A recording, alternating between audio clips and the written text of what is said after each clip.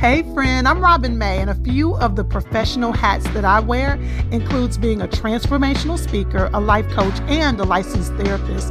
And personally, well, I'm a wife, a mommy to 3 girls, and a pastor's wife, just to name a few. Girl, I'm over here doing all the things while trying to stay in shape and keep my skin clear. But the truth is, I don't want to be known for being busy. I think that's a scheme that somebody set up. No, I want to be known for living a life that is in perfect alignment with what God intended, and I want to help you do the same. So it's with that in mind, I'd like to welcome you right here to Intentional Conversations with Robin May and friends. Over here, we're creating a safe space to have real conversations with real women on real topics. This is a judgment-free zone where we can be vulnerable and honest and curious about our lives so that we can elevate not just what we do, but who we are. So if any of that resonates with you, again, welcome to our safe space. This is Intentional Conversations with Robin May and friends.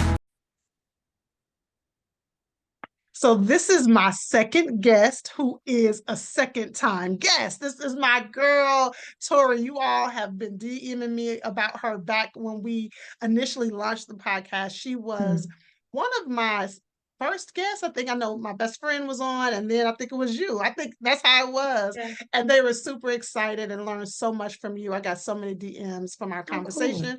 So my girl is back. Dr. Torre is in the building. Hey, friend. Hey, friend. I'm so excited to be able to have this conversation with you. I was telling my last guest, you know, the podcast is Intentional Conversations with Robin May and friends, right? And all of the podcast episodes so far have actually been my actual girlfriends, right? People who are my real friends. I just, Torre, okay, let me slow down and tell you this. So my series that I just finished was on finances, right? It was Minding Your Money. And if I could turn my screen around, you would be able to see this big white sheet of paper that has all these guests that I want for my podcast. And I had your name on 2 different sections. One, really 3. Let me tell you the 3 sections. One was on the money conversation because I know you do a lot around psychology and money. Right. Then on mental health awareness. And then I'm doing a series on marriage. So I decided, let me bring my girl on for Mental Health Awareness Month, but you are a wealth of knowledge. Oh, thank you. I am super excited to have you here. So we are getting in, like I said in the introduction, everybody, we are getting into your mental health for Mental Health Awareness Month. If you are listening to this real time, you know that this is Mental Health Awareness Month. But if you happen to be coming to the podcast well after May, that is okay because you can still get a wealth of information from our conversation. So, Dr. Torre, I want to jump in right away because you are a clinical psychologist. Am I making that up? I am what's called a psychological, no, I'm sorry, God, I'm getting my own stuff messed up. I am not a clinical psychologist. Titles. I am a counseling psychologist. Okay, a counseling psychologist. Okay, yeah. So educate the audience because you and I both know people are always texting us or DMing us and asking us, what's the difference between a psychiatrist and a psychologist and a mental health therapist? You are a PhD level therapist. Is that how we would define it? Yeah. So basically, like a clinical psychologist does testing. So they do all the testing and they're like at one step, in my opinion, under a psychiatrist. They just can't prescribe medication, right? But they can do testing, and some of them choose to do counseling as well, but mainly they are doing things from a much more calculated research clinical perspective. Absolutely. A counseling psychologist such as myself, I have my master's in professional counseling, and then I have my PhD in behavioral psychology. So basically, I'm a little bit more informed when it comes to the clinical aspects of counseling and whatnot. I have no interest in testing. And I also didn't want to do testing because testing basically, for the most part, not all the time, because you do some testing with forensics, but testing is basically with children, and I don't see children. Absolutely. Like that's not absolutely. That's not my area. One of my line sisters, Dr. Melanie Hill, is a clinical psychologist, and I used to work for her. Oh, She cool. actually, Tori, what was so interesting, she was one of my professors in college, which is so crazy. If you could imagine, she's my line sister, honey. And I'm having to say, excuse me, Dr. Mellon. So she was my professor, but she also, I worked for her and she did testing. And what was so crazy, she was the psychologist, but she trained me to administer the test The battery as testing, a yeah. therapist. Mm-hmm. Absolutely. Okay. So I want to kind of first start by asking you for the audience, and so many of my, you don't have to, you can't disclose information, but I'm going to say it. Have my friend circle go, promise you, sorry, Robbie feeling between you, sometimes like, whoo, because when like they all like post stuff and I know they're connected, I'm like, sorry, okay. between you and my girl, Dr. Latoya Williams, I promise you, all my friends, when I tell you, because when people ask me who do I refer to, Yeah. it's y'all. And so when I'm looking, I'm like, girl, you have half of Clark Atlanta, half of my sorority sisters. And I'm so So grateful for it. yeah, but I love it because I know I can trust you. Girl, Mhm. Tori, I haven't even told you this. My friends be texting me like, she has completely snatched my edges. She got me completely together. She Aw. gave me the business. And I tell them, this is what I tell people. If you're looking for somebody that's going to give it to you straight like you believe I do, that's my And that's the girl. same thing I have said when I referred mine to you. Like Robin is going to hit you from the hip just like I do. She's not gonna, tarry around it and play with it. She's gonna tell you what you need to What know. you need to hear. Okay, so but tell the audience what got you into the field. You said you knew you didn't want to work with children. Talk to us a little bit how you even came into the clinical field. Well, so I believe, and I think you do too, that this is a calling. Mhm. And as far as I can remember being a kid, I was that kid that people came and told me their secrets or came and asked me for advice. But it wasn't until I was I was probably, and I think I've shared the story with you before. I was watching a movie at 10, and it was a psychiatrist. It was a movie. It was and I love psychological thrillers. I love Me them. too, girl. I Like love them. obsessed, girl. I love them. And so I was watching it, and I got caught up in the the the chemistry and the flow of that therapeutic session that was shown between at the time the movie was Dressed to Kill, and it was Michael Caine and Angie Dickerson. I'm dating myself every time, and I got like enthralled. I was like, and I think now looking back because it was so intimate, right? Yes. And I ain't gonna lie, still to this day, even when I am reaching sometimes burnout, which is a whole nother conversation, Yes. there's certain sessions I have, I'm just like, I was made for this. Like, Tori, see, this is why you are my. It never fails when we having conversations. If we're in person, we high fiving each other. We're saying because Tori, when you talk about burnout, you already know where I am with yeah. that. But I feel that same thing. There are certain, and you know what I do, girl, after those sessions, I take a note because what it means Mm, is whatever that issue was, or whatever, or however that client is showing up, it speaks to what I am specifically called to, right? So I try to take a note of that because we're not called to all the issues, and we'll talk about that in a minute. But it lets me know, wait a minute, this is my thing. So I know exactly what you're talking about. You're like, baby, I I was was made for created for this. this. There's two things in life. Well, three things, to be honest. Three things in life I know I was supposed to be: a Black woman, a mother, a therapist. God, I Yes. mean, child of God is automatically there. Yeah, that's a given. That's a given. But God created me for those three things because I talk to some women as clients that are parents and they talk about certain things that they're struggling with. And my heart goes out to them because there's a lot of stuff that some mothers go through. I'm like, I ain't go through that because Hmm. this was something that just so naturally is a part of my DNA. It Yes. wasn't hard for me to balance working kids. Don't get me wrong. Actual labor, yes, but the heartstrings, them was Yes. always first. I never have to Yes. feel like, ooh, I shouldn't. So I knew I was built to be a therapist. Oh, I love that. I love that. Okay. So that's how you kind of began to pursue the field. I remember you told me you were Oh, am I making this up? Didn't you tell me you were a waitress at one point? Oh, honey, when I was in school, so I have been a hairdresser. I was a waitress. I was a hairdresser. I was a waitress. I was a bartender. Then I was a public health consultant for a Mm. consulting firm here in Atlanta for a while. And then I went into working in like community health and then eventually like private practice. Okay, so I was about to go somewhere else with my next question, but you said something that I want to pivot to. You talked about the fact that you know that there is a synergy with certain clients that you're like, yes, I know this, made for this. Remember, I then said that we know that there are certain areas that we are not necessarily called to or equipped for. Mm-hmm. How do you determine that or how do you communicate that? So I'll give you an opportunity because I didn't tell you this question. I'll give you an opportunity to think about that.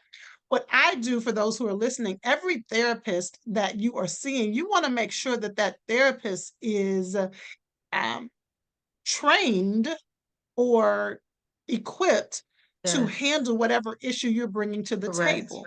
Well, correct. I remember back in the day when I was in school, one of the questions was, what is an issue that you just know you need to Me too. avoid? Yeah, I went You through remember that. that Yeah. question? Hmm. So now what I do to try to navigate my client base or my caseload, I am very, very, very concerned or cautious about abandoning a client, Yeah, right? yeah, And so, in other words, bringing the client on and then not being able to see them. So, I do right, consultations, Tori. Now, I don't know if I'm going to keep doing them, but I do free 15-minute consultations before I bring a client on to find out why right, are you seeking therapy? Because right. I need to make sure that whatever you're bringing to the table, I'm equipped for. So, I'm going to give you an example. I cannot help with eating disorders. Now, I Hmm. can help you with what may be triggering your eating disorder.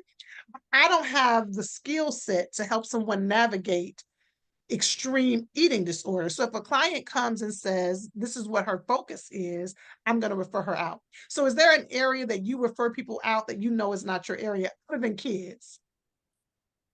So here's the thing. So it's funny that you asked that because I had a recent issue where I had this couple and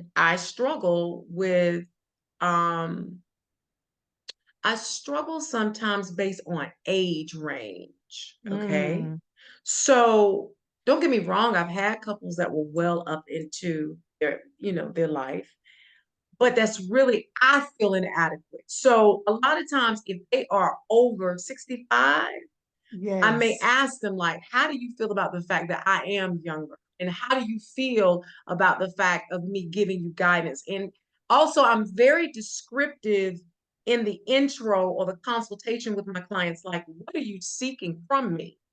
If you just want me to listen, I can do that with anybody. I You can do sit that there and all just day. listen. Yes. But if you are looking for skills and training and implementation and my advice, then I'm going to ask you some things a little differently based on personality, preference, all of that thing. So when they're Mhm. much older, sometimes that can be, and then of course much younger, but also I struggled with the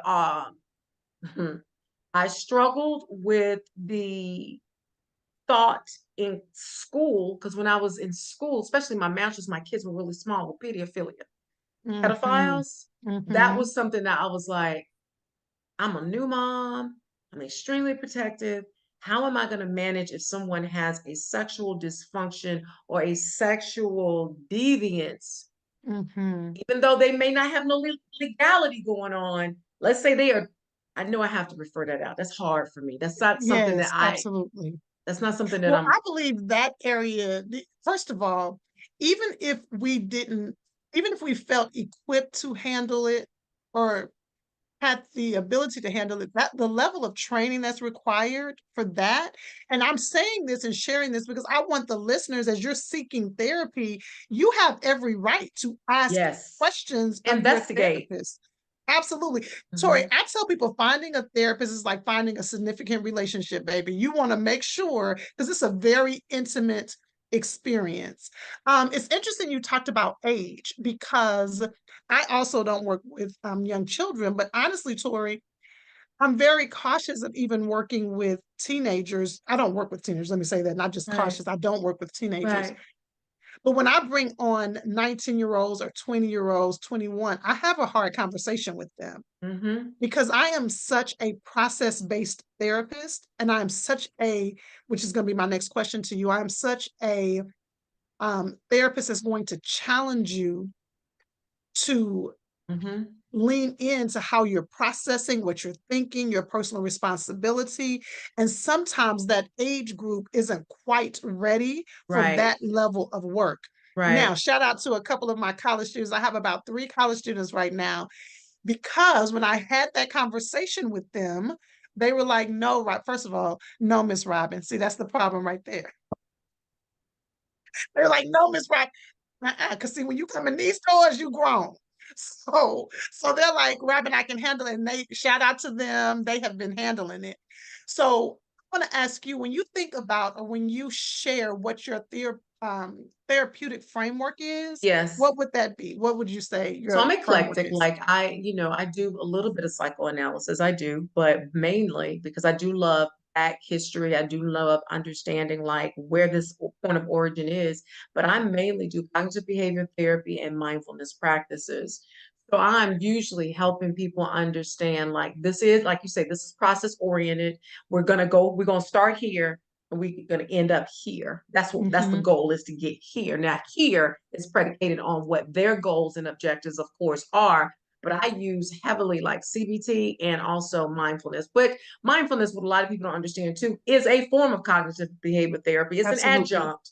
But I really love the whole premise of let me just sit in this and not be impulsive and be reactionary to what's going on with me.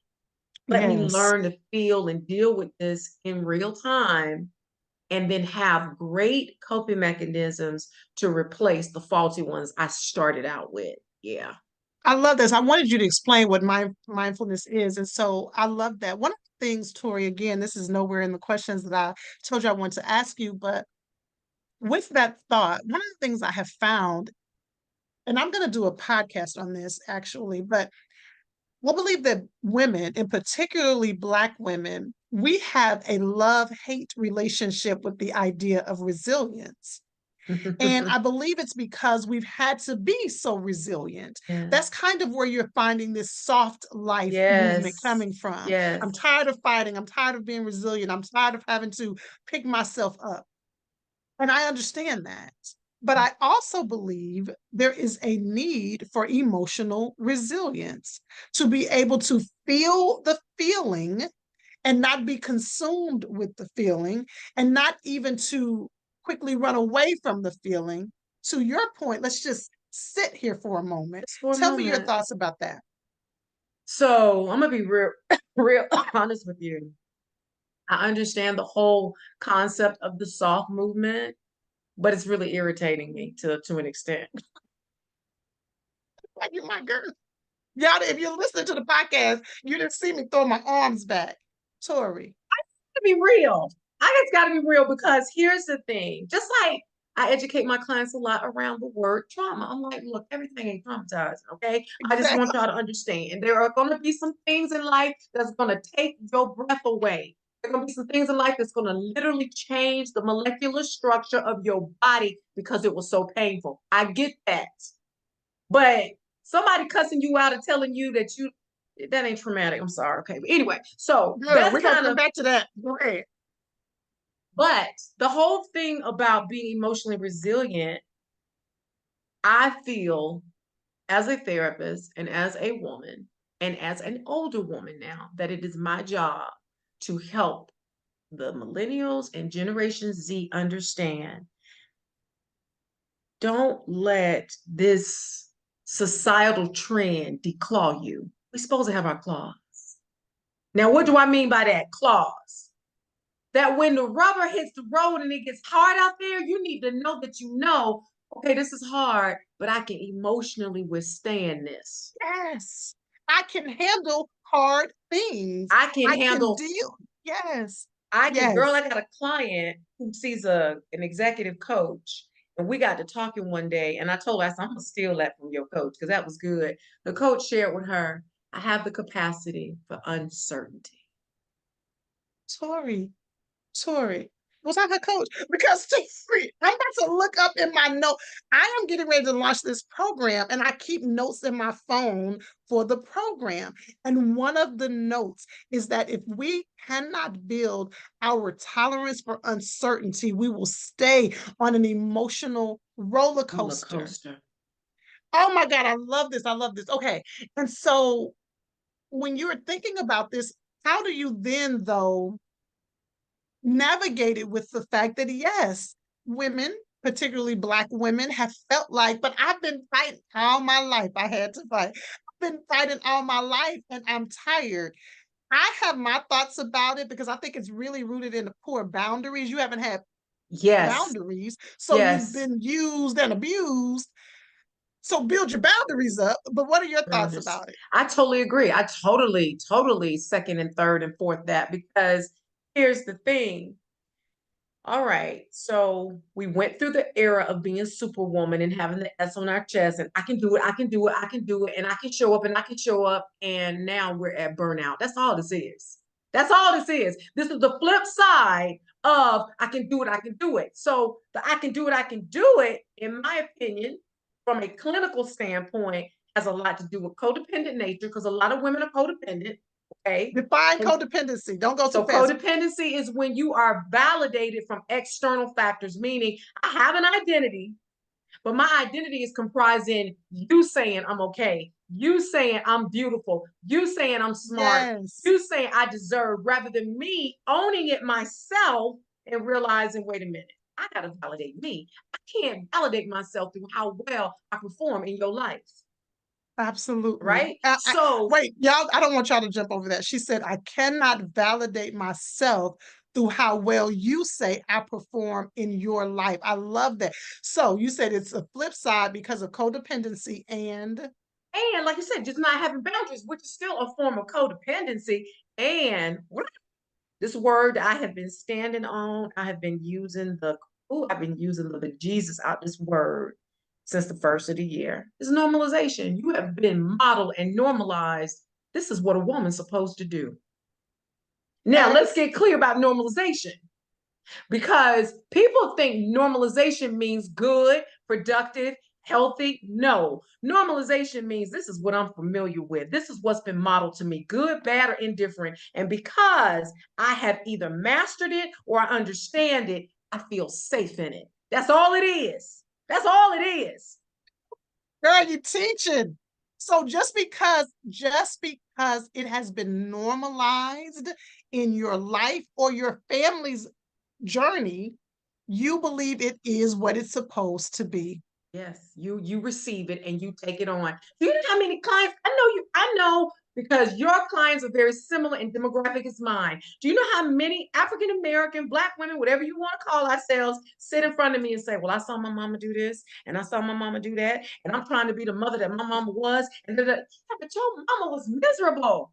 Your mama comes and sees me. Your mama comes and sees me. Do you hear me? And helping, watch this, helping, y'all are literally seeing a real conversation between two therapists who've been in the game for a long time. Tori, what I tell people often that helping, now this is what I really say, particularly Christian women, but helping them unpack what you're using the word as normalization, stolen, but helping them unpack what they have identified as normal is so hard, because what ends up happening is they have to begin to look at mama them through a critical lens. And that is difficult, particularly when they've elevated mama and them in a certain place. And I get it. I don't play about my mama. I don't play about my grandmother. And so someone suggesting that maybe that wasn't quite the right way, or not even, so I wouldn't even say right or wrong. All I'm doing is showing it to you and asking you, is this working for you? Is working for you. And then the other thing too, and I know you get this too because of where you are again in life, within your spiritual walk.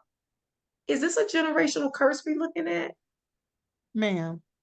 Are we looking at something that, okay, my mama didn't have great boundaries. My mama had low self-esteem. My grandmother didn't have great boundaries. My grandmother had low self-esteem. Okay, so what did I notice? It's such a like behaviors have patterns.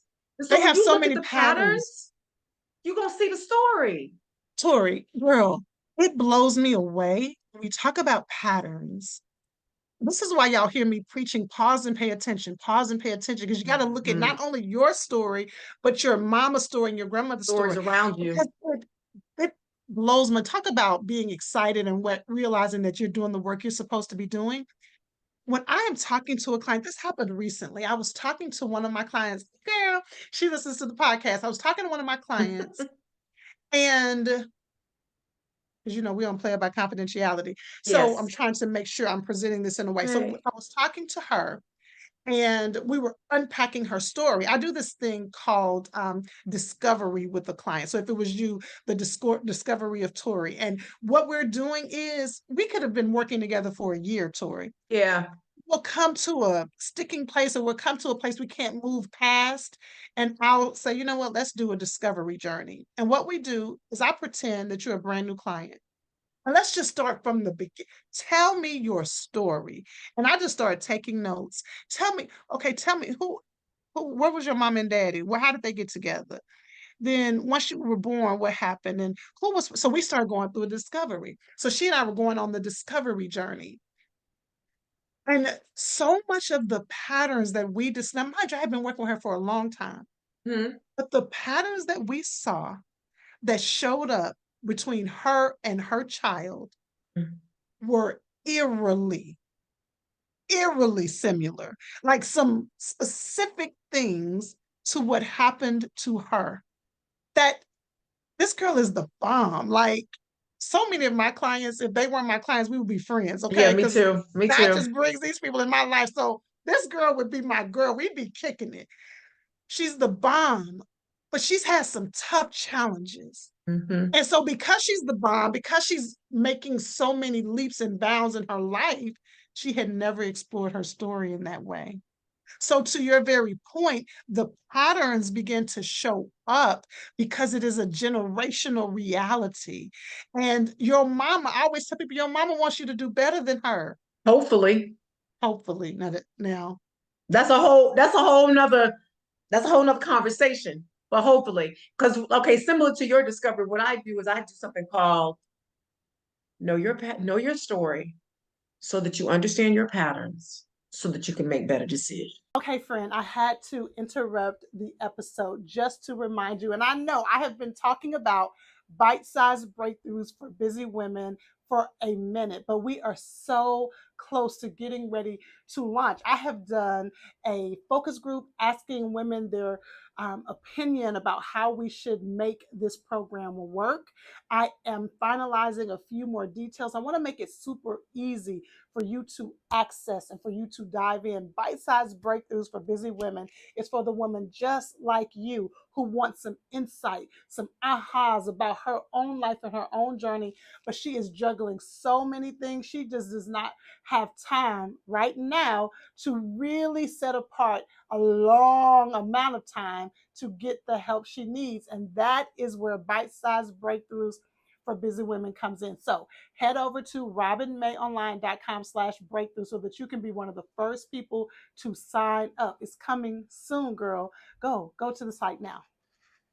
So Yes. I'm like, you're not going to be able to shift that normalization until you understand, oh, I did this because this made me feel safe. Or I did this because this was familiar, this was known. Or I did this because I'm always seeking validation or proof from others. So now that I understand that this is my go-to, this is my MO, my Yes. modus operandi. Once I understand that, then I can see the patterns.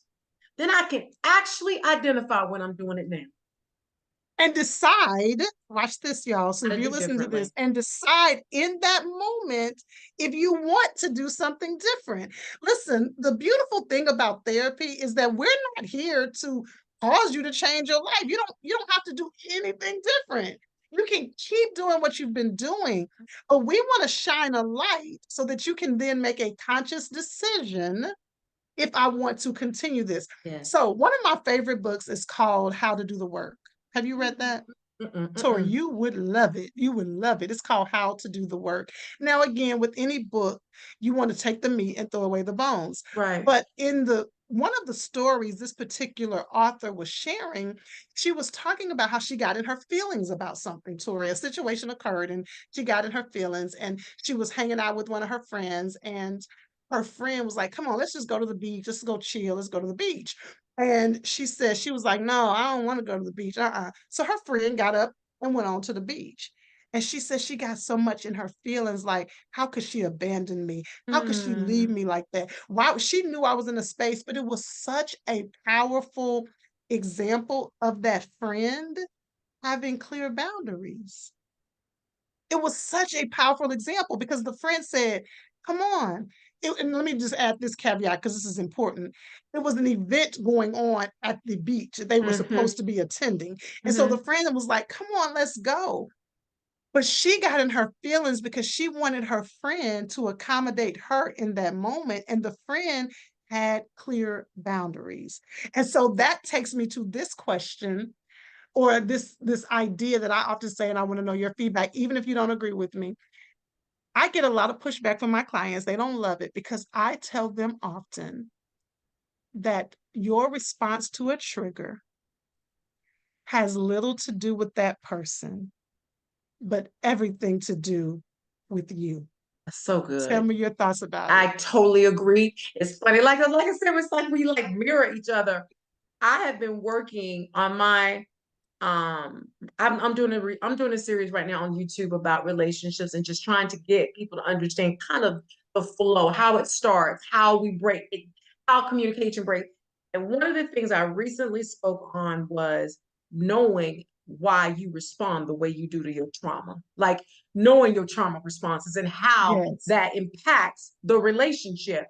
Most of yes, us, again, because we have normalized a certain way to respond to a trigger, we don't take the yes, time to even understand, is this a good response to this trigger? That's yes, because we haven't unpacked the trauma. absolutely. So if we can fully unpack the trauma and understand, oh, this is a knee-jerk response. This is my body automatically telling me, hey, this happened before to us. We don't want this to happen again. So, bam, that's why I slam a door when I don't get my need met. Or that's why I jump in the car and pull off crazy when somebody has hurt my feelings because I've learned to flee. I've learned to deflect rather than saying, wait a minute, this is uncomfortable. Let me do some investigation as to why it's uncomfortable and if this person Yes. even meant to do this. They even mention, and that's so powerful. And I get so excited. We get so excited. This is how you know this is what we're supposed to do. Because it's so freeing. There's so much Yes. freedom when you begin to realize, wait a minute, I don't have to respond in that way. I don't have to react in that way. I have some control over my reaction. I Now, have a watch this, because choice. I have a choice. Now, I want to say this to the listener. Tori just said something, and I want to highlight it. You talked about your physiological response, your physical response, because when we say you have a choice, we don't want you to confuse it with saying you are causing yourself to feel a certain way. Like when Yeah. your heart starts beating fast, or your stomach starts to get in knots, or you begin to have that pain, it shows up for me in my left shoulder. It's not like you're saying, hello, left shoulder, start hurting. It is not Exactly. as obvious as that, but it is that your body has learned to react. Pay attention. So now what I do when I'm starting to feel that in my left shoulder, I'm like, wait a minute, What's going wait. on? Something's going on. Hmm. Wait. Some just wait, what just happened? Why is this stress coming up for me? I'm learning to pay attention to that. What do you think about that? So I totally, again, I agree. I believe in mind body connection. I believe that the brain is so sophisticated, right? So we go through something traumatic, especially when we're little people, when we're small, and the brain goes, ooh, this is just way too much. Let me shut this down. And it stores it someplace. Now, it stores it there until the brain matures and says, oh, I can scan my environment and myself now, and I feel comfortable, I feel safe, or I go through something else traumatic. and the brain goes, this is too much. Let me throw this all up. But either way, we get to a place where transition occurs and the mind body goes, it's time to deal with this now, right? Mm-hmm. So how does the body show? So you said your shoulder. The trauma that I went through from my parents divorcing to my own abusive first marriage, my body immediately shows me in dreams. And I will dream a certain particular dream 3 nights in a row. The second night when it comes up, I go, what's going on? What's stressing me? Right? That third night when it hits, I'm like, okay, this is really something wrong. Like I'm really upset about something. And then I sit down and I sit in it with myself. I'm like, what has happened in the past 2 weeks, 3 weeks, a month that's got me feeling threatened? That's got me feeling like somebody's at me, right? And then once I figure that out, I'm fine. So yes, like trauma hides in the body from a perspective of not, oh, I'm trying to hurt you. It's I'm trying to alert you. I love. Okay, I have a few more questions, and then I know we have to wrap. But this conversation is so good. One of the things I want to highlight when you talked about it storing, the trauma gets stored, right? Because our brain, like you said, protects us. That's why a lot of things rest in our subconscious because we can get flooded with too much, and so the brain can protect us. But this is, y'all have heard me talk about this before. What also happens though, it's stored, but you have your logical brain and your feeling brain. Mm-hmm. And something can occur that seems familiar. It's not even the same thing. It just seems familiar to what happened back then. And you react to that person, to that situation, as if it's that back there. So you're wondering why your relationship's afraid. You're wondering why you can't have a real connection. You're wondering why you often feel lonely in a crowded room. It could be that you've responded to things in a certain way because of your past, and it wasn't the same thing. It just felt familiar. How I like to describe this, I've told people, Tori, I'm terrified of dogs. I have no interest in getting over the terror. Do you remember at PAC? If you were there then, you know they used to bring that dog up there. Do you remember that? Tori, Oh, they Angelina and them. Yeah. yes, Yeah. Angelina would be bringing her dog up there. One day, that dog was walking freely down the hallway. I acted such a fool. Tori, my client, we got back in the room and my client was like, you need a therapist. She was like, you need a therapist. So clearly I ain't trying to get over it, but watch this. I run every other morning and y'all have heard me talk about this. I can see a ball rolling down the street. And if my brain doesn't register quickly that it's a ball, my heart starts beating fast. I get very anxious. I get tense because I am scanning my environment at all times. Watch this, y'all. This can change your life. I'm scanning my environment at all times for a dog because it's a threat. Yes. Now I'm doing it about a dog. Yes. What are y'all doing it about? Yes. Who trying to comfort your man? Yes. Who trying to get over on you? Yeah. Who trying to take advantage of you? Oh, let's make it even more personal. You got some people who may have been obese and they lost the weight. And the minute the weight starts to show back up, they freak out because they don't want to go back to the abuse that they witnessed and felt and experienced from being an obese person. Like it is, let me tell you something. The mind is the bomb, the way that it wants to warn us and alert us, and we run from it, especially people of color, because we're told don't feel. Don't feel, ignore, stuff it. Okay. All right. So this conversation is so good. There's one other thing I want to ask you before I go into these final two questions. Just still on this conversation, because again, I want us to really learn to take personal responsibility. Now, I live on this mantra of personal responsibility. So I feel it necessary right now to say this. I know that I live on that mantra. I know you guys who listen to the podcast all the time hear this. I want to make sure that I do validate your experiences, though. Yeah. People have done you wrong. There have been some people who have done you wrong, who have abandoned you, who have, some of you have been definitely abused. And so when I talk about personal responsibility, Tori, the reason why I live on this pulpit of personal responsibility and personal healing and doing your own work is because if you are, God forbid, I plead the blood of Jesus over all of us, but if a sniper shoots you and you're on the ground bleeding, if you're waiting for the sniper to come back and put a bandage on you, it's not going to happen. So you can sit there and bleed out waiting for the sniper to come back and tend to you. The sniper is not coming back. And so what are you going to do? You didn't do it to yourself. Maybe you didn't. I don't know your story, but maybe you didn't do it to yourself, but it's going to be up to you to do your own work so that you can be healed. But so with that, I had to make sure I say that because I never want people to feel invalidated, Right, but I want them right, to feel empowered right, to right. take care of themselves. And so when you think about that and we talk about how triggers really are your own responsibility to process, how do you then help clients who really do live in that victim mentality? Like, how do you support them in helping them move out of that framework?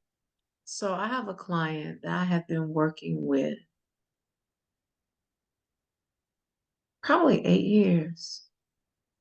And at one point, she's got some serious diagnosis. She was raped Mm, very young and then took on a lot of personal shame and responsibility for the adult, for the perpetrator, not realizing, no, you're not at fault at all. But in working with her, there were many times when she avoided at all costs the work. And because of her fragility and her other diagnosis, I decided, okay, I'm gonna show up and just listen for a while. And listening mm-mm. for a while was probably 3 years. Okay. Tori, I could pass out.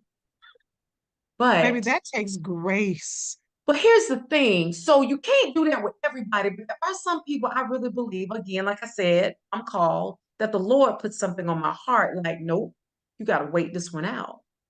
So not too long ago, I started working with another client who had been molested. And through her journey, I learned how to better address the other client Wow. because there was Wow, a wow, book wow. that came into play between my researching for the newer client. And I said, this is going to work for her. So I strategized and did a different form of treatment with her. And she told me, she said, I can't believe how patient you've been with me. Now, can I do that with everybody? There's some people I don't lie. There's some people I've said, I can't help you. I need to refer you out. Like you will not take my guidance. You will not take my suggestion. You won't do your homework. You come in session and then fall out of session. You are showing me you're not ready to do the work. And so that's okay. But I That's can't okay. continue this journey with you because I feel like I'm failing you. Right. Mm-hmm, But then mm-hmm. this particular woman I'm talking about, the therapeutic alliance was so on point, and I knew I was like, because of her other diagnosis that she has, I'm like, she can't hear me yet, right? Mhm, So I mhm. was just patient. But I do have those hard conversations with clients like, look, we've been doing this for 3 years. You haven't moved. Mhm, I mhm, need to, yes. and I've had clients tell me, I don't want anybody else. I want to stay with you. And then I Girl, have to decide, okay, what's that gonna look like? girl, yeah, I be telling my clients, okay, then, well, then let's. But you know, I love that. I love the beauty of that. That's the power of the therapeutic relationship. And I do believe that God gave you a supernatural grace in that with that Mhm. particular client. And I absolutely, it really gives me chills. And you know, shout out to Christina, our former colleague. What's she doing? You know, I haven't talked to her in a minute. I'm gonna text her after this. But you know, Christina, I don't know if you remember, she was my supervisor back in the day Yeah, before we came to Pact Atlanta. right, And Tori, she told me this one time, and it impacted me so deeply with a client because I am so solution focused and right, I am so moving you from where you are, helping you to move because I realize I'm not moving nobody, but right, helping you move from where you are to where you need to be. right. Therapy, being a therapist and even being in my own therapy has helped me understand the Mhm. rhythm and being okay with that rhythm. But Christina said this one time. I was talking to her about my frustrations with a particular client and some of the behaviors of this particular client.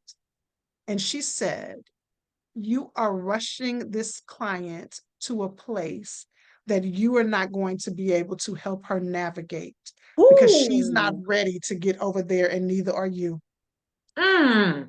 Yeah. And when I tell you that this That's was good. years ago, she said that, and I was like, okay. Okay. And so it has helped me deal with that. Now, if you're working with me and you are operating with a victim mentality, I'm going to tell you that. Now, I'm going to Yes. say, now listen, it's okay if that's where you want to be, but I'm going to hold up the mirror so that you can see that that's what's happening.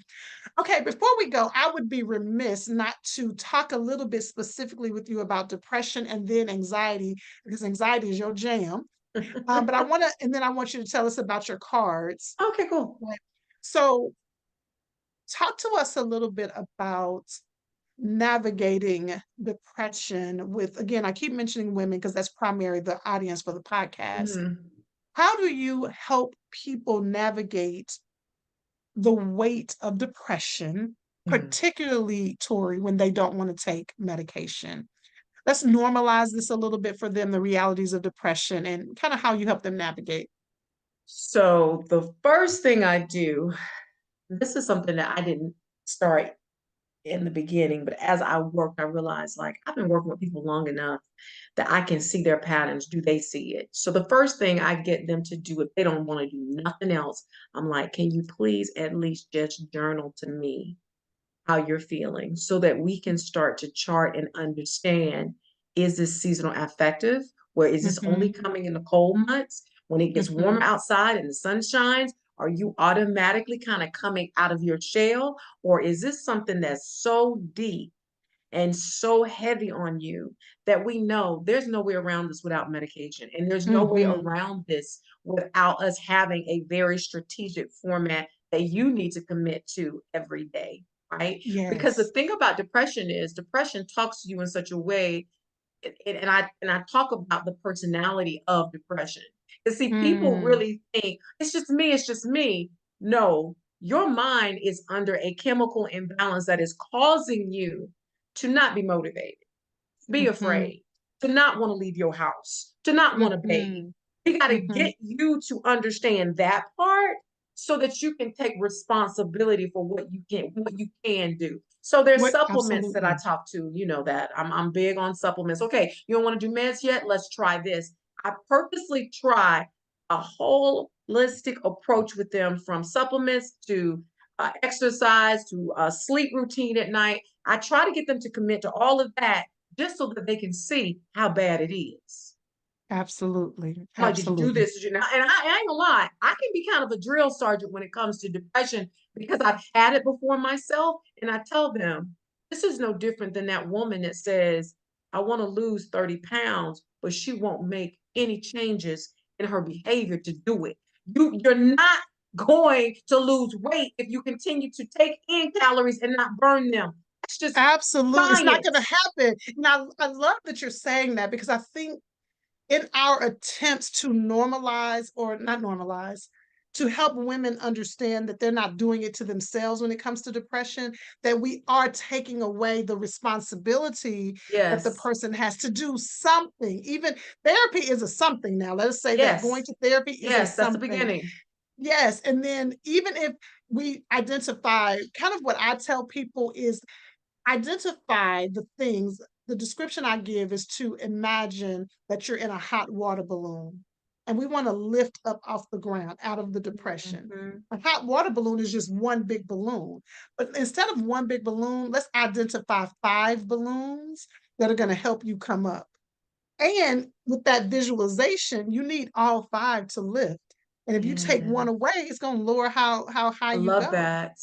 And so I love that you talk about exercise. You are the queen of supplements, honey. You have exposed me to supplements, and helping my clients with that. So I love that. Now let's kind of transition. In your words, communicate how you understand the difference between a client suffering from depression versus anxiety, and then how you help them with anxiety. So the issue with depression is and I tell this all the time, people who struggle with depression struggle with past decisions, past situations. People that struggle with anxiety struggle with current and future situations. Now, here's the thing, all of it is fear based.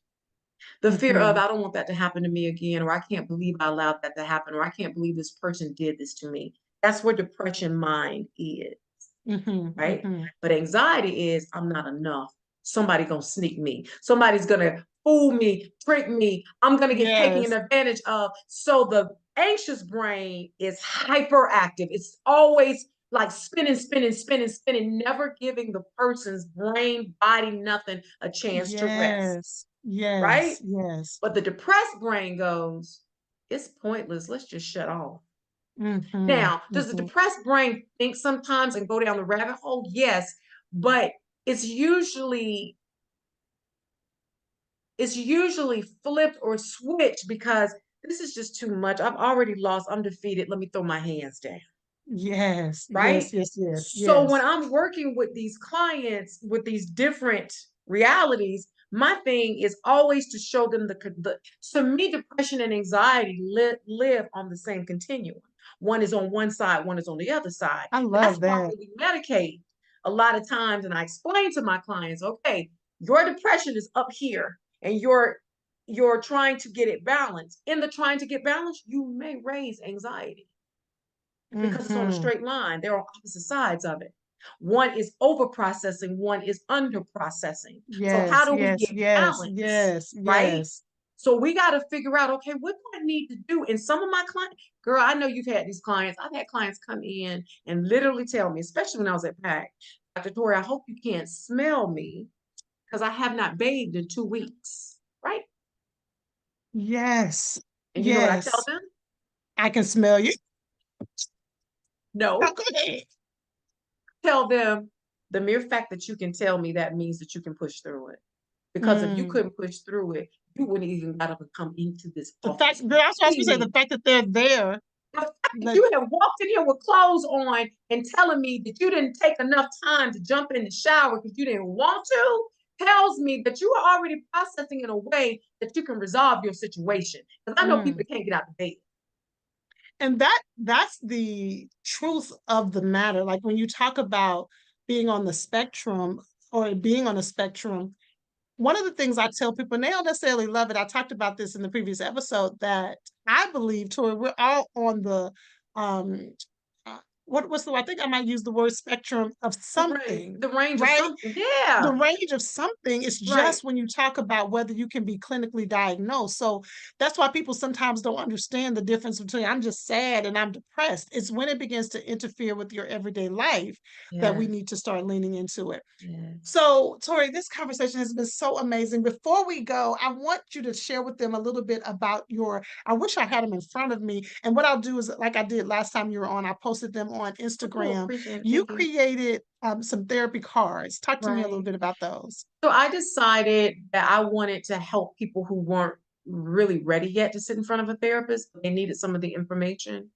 And so I created Mindfully Me last year, and it's a card deck. Now, people look at cards and they automatically think, oh, it's a game, it's a card game. You could use it as a card game, but mine are basically more informational and also motivational. The cards Mhm. have on it everything from affirmations to start speaking over yourself to supplements to take if you're dealing with anxiety, depression. It breaks down the science of the ANS, the autonomic nervous system, and the parasympathetic and sympathetic. Mhm. So they get an understanding of actually what's going on physiologically with their body when they're depressed or anxious and have PTSD. And then also the cards have, because of my Christian background, I have a little bit of scripture written on there to kind of Yes. help people stand on something. If they don't necessarily want an affirmation, they can stand on scripture. And then I also have stretching and exercise techniques in there to kind of help you if you're struggling with breathing, if you're struggling with, getting up and getting moving, or just like you say, having what we talked a little bit about Yes. somatization. So like pain Yes. in the body from mental anguish, mental health issues. So yeah, and you I can go love to it. drtori.org to get and that's my website where you can get information about what I'm doing, how my calendar looks if you want to book or if you want to buy the cards. Mm-hmm. I want you all to get the price. Listen, just so happen if any of you are counseling students, when you talked about it being used as for a game, I think that would be perfect for counseling students. Yeah. Like y'all could use that. You find a student that's with you, and you all can use that to quiz each other. The way I've encouraged my clients when I've told them to check it out is to just keep them on your nightstand and just take one Yes. and read it just to see what it's saying for that particular day. Is it an action? Is it just an affirmation? Is it something, because we are faith-based. So I believe whatever you draw, Yes. you can believe that that's kind of where God wanted Yes. you to kind of Yeah. lean in. So I think Yeah. that's a great way to use it. Again, we are mind, body, and spirit, and anything you want to grow, you want to be intentional about it, Yeah. including your mental health. Yeah. Well, thank you, sister, for being with me. It was a pleasure. I always love our conversations. I love you, girl. We keep it so Love you real. And too. they're going to want to know how to get in touch with you. So going to drtorre.org Dot is the best way. .org. Uh-huh. Yep, is the best way. DRTORRE.org. Or you can go to IG and catch me at DRTORRE, the number 8. And then I also have a new series right now on my YouTube, which is Dr. Tori Prothero Wiley. You can go to YouTube and see my I series. love it. And so you'll see her information and how to spell her name and all of that wherever you're watching this podcast. Thank you all so much for being with us. I'll see you later, friend. Love you. Bye-bye. Bye. Hey, friend, listen, I'm super excited that you listened to this episode of Intentional Conversations with Robin May and friends. But before you go, did you know that my book, Before You Take His Name, is officially available for you to purchase? Just head over to robinmayonline.com/shop books. robinmayonline.com/shop books. Before You Take His Name gives Christian women 14 questions that you should ask before you say I do. But here's the thing. The book is actually best for those who may be casually dating, or girl, even if you're not dating at all. This is the time to read the book because it will allow you to set a healthy a healthy a healthy foundation when you start to get serious about somebody that just may be the one. So if you haven't already, head over to robinmayonline.com/shop books. Or if you're watching this on YouTube, it's right in the description of this video. If you're watching this on your favorite podcast app, you can find it in the show notes. Or if you're following me on Instagram, you can head over to Robin May Online and click the link in my bio. Listen, girl, if you're married, will you go ahead and order it for one of your single girlfriends? Tell them I told you to send it to them. Again, Before You Take His Name is available for purchase. Go grab your copy.